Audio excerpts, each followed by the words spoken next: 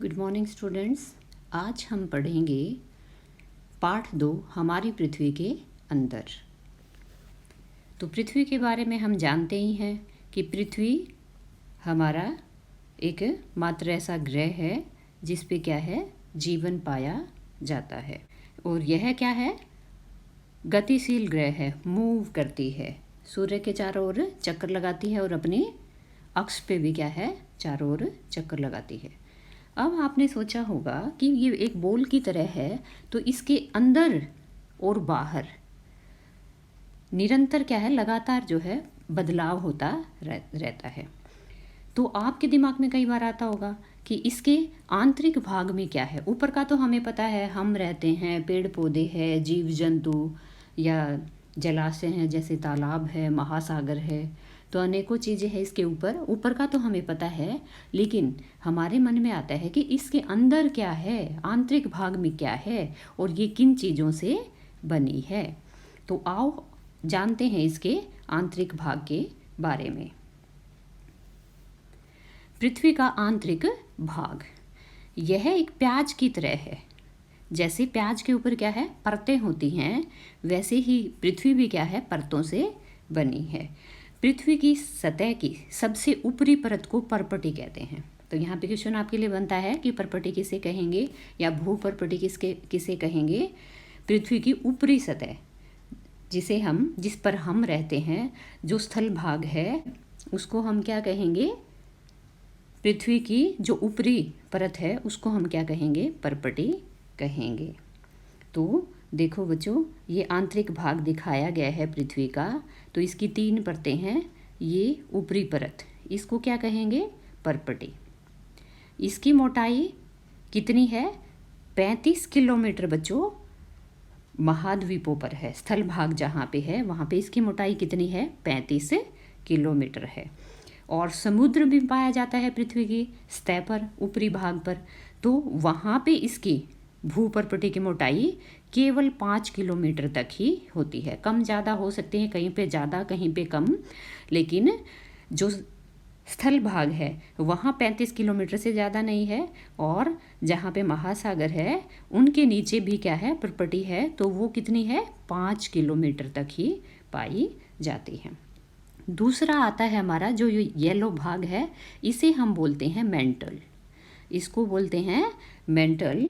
और तीसरे नंबर पे आता है ये क्रोड हिस्सा।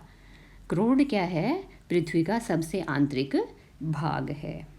अब हम जानते हैं जो सबसे पहला जो हमारा भूपर्पटी है उसके बारे में। महाद्वीपीय संहति मुख्य रूप से सिलिका एवं एल्यूमिना जैसे खनिजों से बनी है। जैसे हम जिस स्थल भाग पर रहते हैं वो किससे बना है, सिलिका एवं एल्यूमिना। इन्हीं के पहले अक्षरों को लेकर, सिलिका का Cl, जैसे सी ले लिया, और एल्यूमिना का L ले लिया, और इनसे मिलकर क्या बना, Cl। इनसे मिलकर Cl बना, तो इसको क्या बोला जाता है, Cl। लेकिन पर्पटी जो है महासागरों के नीचे भी पाई जाती है। तो महासागर की पर्पटी मुख्यतः सिलिका एवं मैग्नीशियम की बनी होती है, और इसलिए इसे सी में कहा जाता है।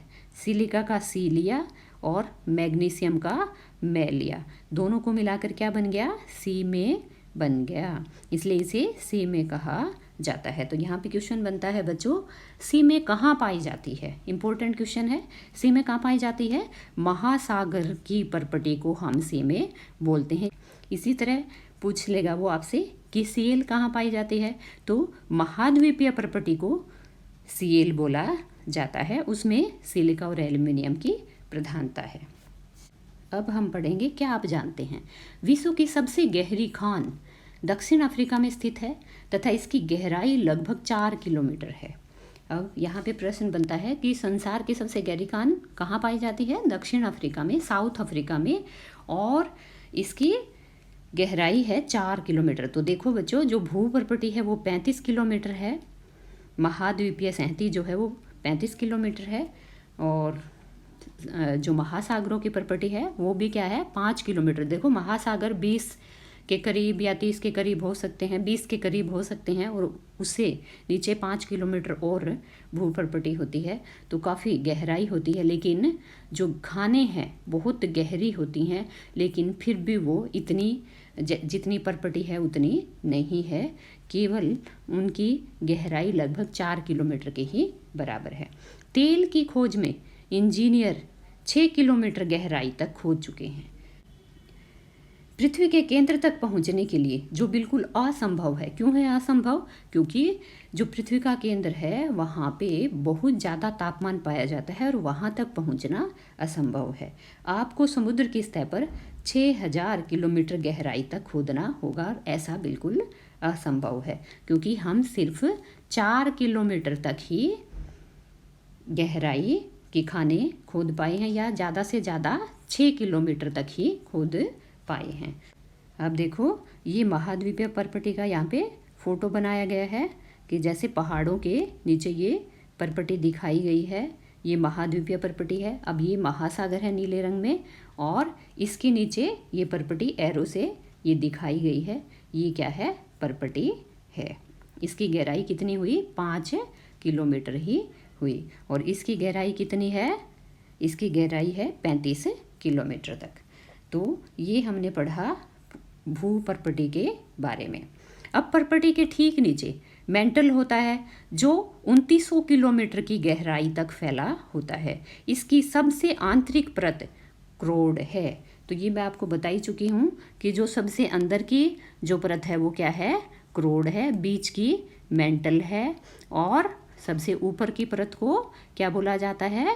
भूपर्पटी, जिसकी गहराई, दोबारा रिपीट कर देती हूँ, जिसकी गहराई है महाद्वीपों पर है 35 किलोमीटर और महासागरों पर है 5 किलोमीटर।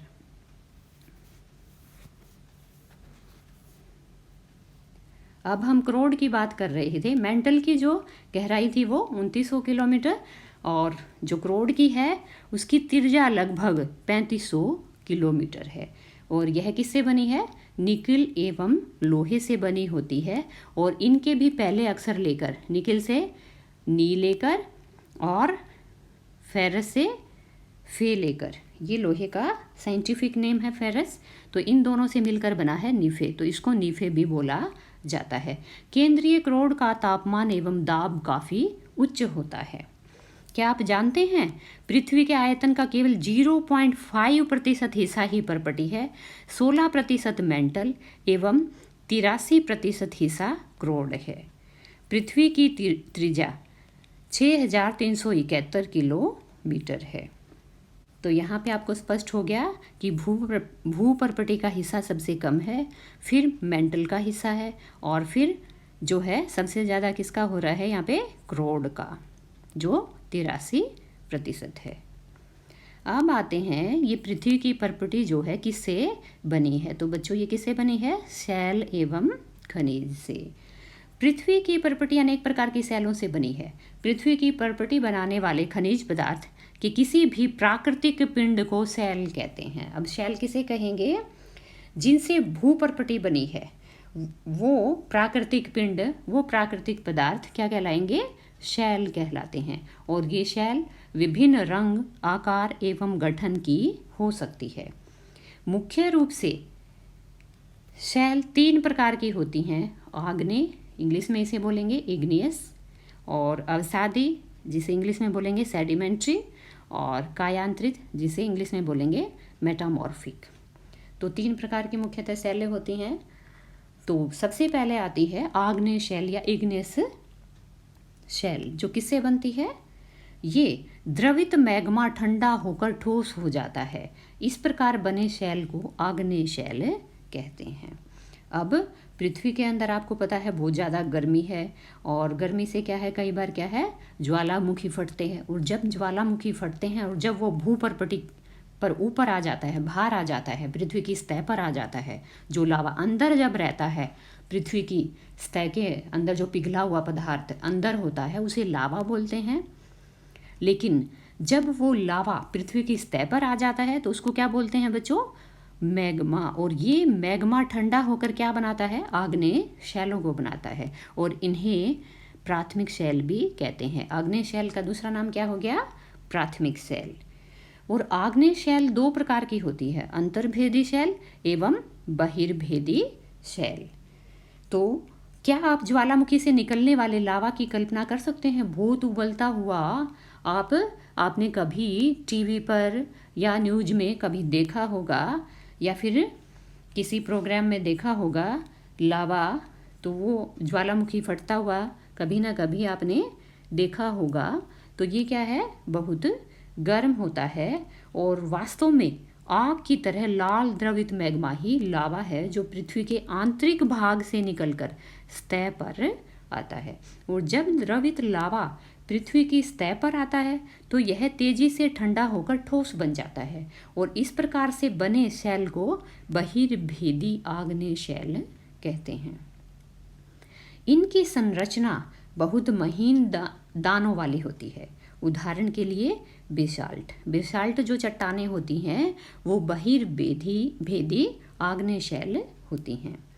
हमारा जो डेक्कन प्लेटो है, दक्कन पठार है, वो बेसाल्ट शैलों से ही बना है।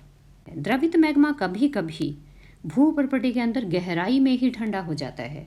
तो कई बार क्या है बच्चों, जो पृथ्वी के अंदर जो ज्वालामुखी फटते हैं वो क्या है, ऊपर नहीं आ पाता, वो लावा अंदर ही अंदर कहीं दरारों में जमा हो जाता है और जमा होके क्या है बाद में ठंडा हो जाता है। तो उससे क्या है, शैलें बन जाती हैं अंदर ही अंदर, पृथ्वी की सतह के अंदर, पृथ्वी की परपटी के अंदर। तो इस प्रकार से बनी शैलों को अंतर्भेदी आग्नेय शैल कहते हैं। और ये धीरे धीरे ठंडे होंगे। अगर अंदर जमा हो जाएगा लावा तो वो क्या है, बहुत धीरे धीरे ठंडा होगा और इस कारण ये बड़े दानों का रूप ले लेगा। और इस प्रकार से बनी शैलों का उदाहरण क्या है? ग्रेनाइट। तो ग्रेनाइट शैलें किसका उदाहरण है? अंतर्भेदी आग्नेय शैलों का। लेई, मसालों तथा दानों का चूर्ण बनाने के लिए जिन अपघर्षण पत्थरों का प्रयोग किया जाता है वो किससे बने होते हैं? ग्रेनाइट के बने होते हैं। अब हम पढ़ेंगे कि इन शैलों का नाम कहाँ से उत्पन्न हुआ, कहाँ से इनकी उत्पत्ति हुई। तो इग्नेस जो शैल है, लैटिन शब्द इग्निस से बना है जिसका अर्थ है अग्नि। सेडिमेंट्री शब्द भी क्या है? लैटिन शब्द है। ये सेडिमेंटम से बना है जिसका अर्थ है स्थिर, जिसमें मूवमेंट ना हो। मेटामॉर्फिक ये ग्रीक शब्द है, यूनानी शब्द है जो किससे बना है? मेटामॉर्फोस से बना है जिसका मतलब है रूप परिवर्तन, रूप बदल लेना। तो अब हम पढ़ेंगे नेक्स्ट चट्टानों के बारे में। आग्नेय शैल के बारे में हम पढ़ चुके हैं। अब हम पढ़ेंगे अवसादी चट्टान के बारे में। सेकंड जो हमारी चट्टान है वो है सेडिमेंट्री। तो अब शैल जो है लुढ़क कर, चटक कर तथा एक दूसरे से टकरा कर छोटे छोटे टुकड़ों में टूट जाती है। अब शैलें जो है, चट्टानें जो है भूपर्पटी के ऊपर जो पाई जाती है या अंदर जो हैं वो क्या है, लुढ़कती हैं, चटकती हैं। चटकती कैसे हैं? धूप गिरती है, तापमान गिरता है, बरसात होती है तो क्या है, वो चटक जाती है धूप या बरसात में, या जल से किसी भी कहीं से आ रहा है जल तो उससे क्या है वो चटक जाती हैं। तो फिर उनमें क्या है, चटकने से क्या है, उनके अवसाद बन जाते हैं, टुकड़े बन जाते हैं या फिर एक दूसरे से टकराती भी हैं। चट्टानें आसपास हैं तो वो क्या है, प्रेशर से, दबाव से एक दूसरे से टकराती हैं और टकरा कर क्या है, ये छोटे छोटे टुकड़ों में टूट जाती है। इन छोटे कणों को अवसाद कहते हैं और ये अवसाद हवा, जल आदि के द्वारा एक स्थान से दूसरे स्थान पर पहुंचाकर जमा कर दिए जाते हैं और ये अदृढ़ अवसाद दबकर एवं कठोर होकर शैल की परत बनाते हैं, चट्टान की परत बनाते हैं। और इस प्रकार से बने शैलों को क्या कहेंगे? अवसादी शैलें कहेंगे।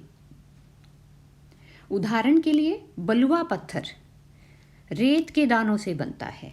अब रेत के दाने क्या है, उड़ते हैं हवा में, तो जब वो एक जगह जमा हो जाते हैं तो उनके साथ क्या होते हैं, जीवाश्म भी होते हैं।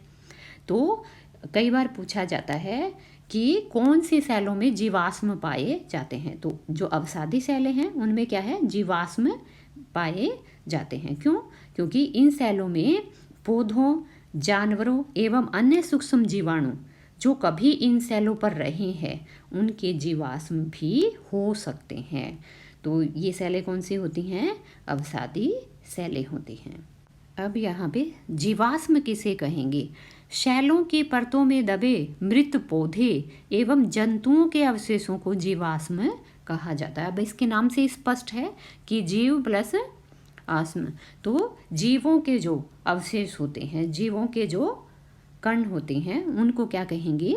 जीवाश्म होते कहेंगे।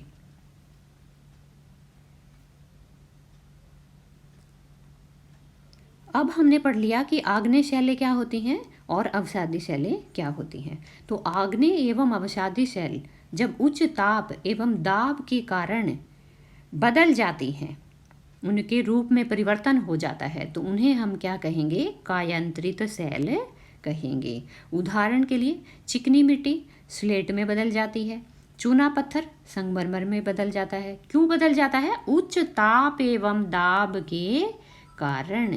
किसके कारण? उच्च ताप एवं दाब के कारण जो आग्नेय शैल है और जो अवसादी शैल है उनके रूप में परिवर्तन आ जाता है। तो जो शैलें बन जाती हैं, जो रूप परिवर्तन होकर जो शैलें बनती हैं, उनको क्या कहेंगे? रूपांतरित शैल या कायांतरित शैल या मेटामॉर्फिक रॉक कहेंगे उनको। अब बच्चों, तुम्हारे मन में आ रहा होगा कि हम क्यों पढ़ रहे हैं इन शैलों के बारे में। तो बच्चों, ये शैलें हमारे लिए बहुत उपयोगी होती हैं। इन शैलों का उपयोग, जैसे कठोर शैलें होती हैं, कुछ नरम शैलें होती हैं, तो कठोर शैलों का उपयोग किस में होता है? सड़क बनाने में, घर बनाने में, इमारत बनाने में। तो हमारे लिए क्या है? ये बहुत उपयोगी होती है। और जैसे हम खेलते हैं, हम बच्चे हैं, तो कई पत्थरों का उपयोग कई खेलों में भी करते हैं। तो पत्थर क्या है? शैलें हैं। तो उदाहरण के लिए जैसे 7 पत्थर का खेल, पिट्ठू, चिबड़ी, स्टापू या किटकिट या अन्य और भी कई खेल होंगे जिनमें आप पत्थर का इस्तेमाल करते हैं, शैल का इस्तेमाल करते हैं। 5 पत्थर का गेम जैसे गिट्टी खेलते हैं, लड़कियां खेलती हैं ज़्यादातर। आप अपने दादा दादी, माता पिता, पड़ोसियों आदि से पूछकर कुछ अन्य खेलों की भी जानकारी प्राप्त कर सकते हैं। अब यहाँ पे आपको ये 2 चित्र दिए गए हैं। ये चित्र है, जैसे पहला चित्र है ये लाल किला का, जो किससे बना है? लाल बलुआ पत्थर से बना है। और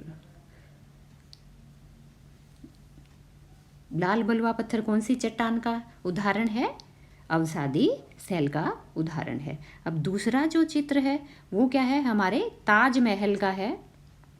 ताजमहल जो है सफ़ेद संगमरमर से बना है। और सफ़ेद संगमरमर किस प्रकार की चट्टान का उदाहरण है बच्चों? कायांतरित शैल का। तो अब आपको यह जानकर हैरानी होगी कि किन्हीं निश्चित दशाओं में एक प्रकार की शैल चक्रीय तरीके से एक दूसरे में परिवर्तित हो जाती है, और इसे हम क्या कहते हैं? शैल चक्र। एक शैल से दूसरे शैल में परिवर्तन होने की इस प्रक्रिया को शैल चक्र कहते हैं। यहाँ पे ये फोटो दिया गया है बच्चों। जैसे सबसे पहले क्या है?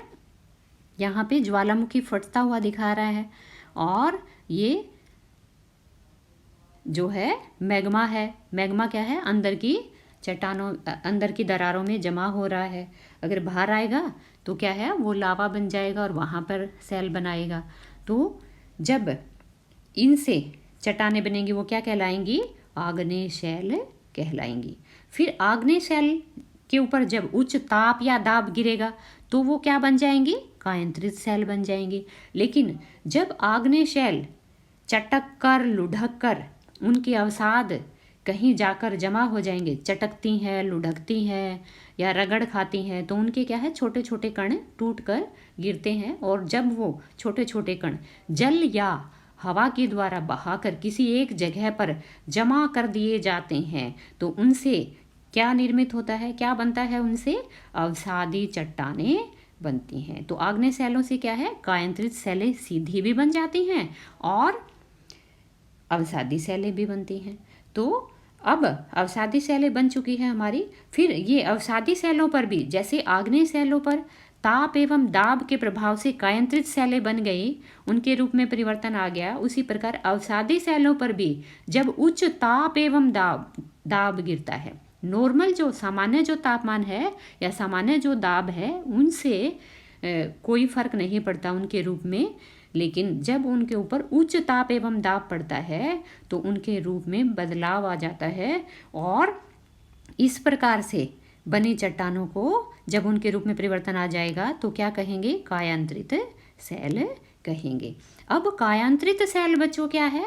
फिर से जब उच्च ताप एवं दाब के कारण क्या है, फिर ज्वालामुखी फटेंगे, ज्वालामुखी फटेंगे तो फिर लावा गर्म होगा, लावा जो है बाहर आएगा पृथ्वी पर, मैग्मा अंदर रहेगा दरारों में, तो उनसे बनी चट्टानों को फिर क्या कहेंगे हम? उनसे जो निर्मित होंगी चट्टानें उनको हम क्या कहेंगे? आग्नेय शैल कहेंगे। तो ये चक्र जो है चलता रहता है।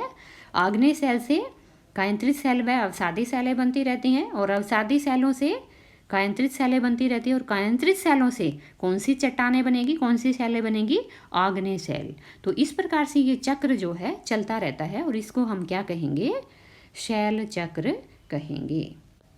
तो ये जो शैलें हमने पढ़ी 3 प्रकार की, ये किससे बनी है बच्चों? विभिन्न खनिजों से बनी होती है। और खनिज जो है प्राकृतिक रूप में पाए जाने वाले पदार्थ है जिनका निश्चित भौतिक गुण धर्म एवं निश्चित रासायनिक मिश्रण होता है। तो खनिज भी क्या है? मानव जाति के लिए बहुत महत्वपूर्ण है। कुछ का उपयोग ईंधन की तरह होता है जैसे कोयला, प्राकृतिक गैस एवं पेट्रोलियम। इनका उपयोग उद्योगों, औषधि, उर्वरकों में भी होता है जैसे लोहा, एल्यूमिनियम, सोना, यूरेनियम आदि। तो आपको पता चल गया होगा बच्चों कि शैलें क्या होती हैं? खनिजों से बनी होती है। और खनिज क्या है? प्रकृति में पाए जाने वाले निश्चित भौतिक गुण धर्म और निश्चित रासायनिक मिश्रण वाले पदार्थ होते हैं। तो अब आप क्या है, आपके राज्य में कौन कौन से खनिज पाए जाते हैं इसके बारे में जानकारी जुटाएंगे। तो उम्मीद है बच्चों आपको पाठ समझ में आया होगा। थैंक्स।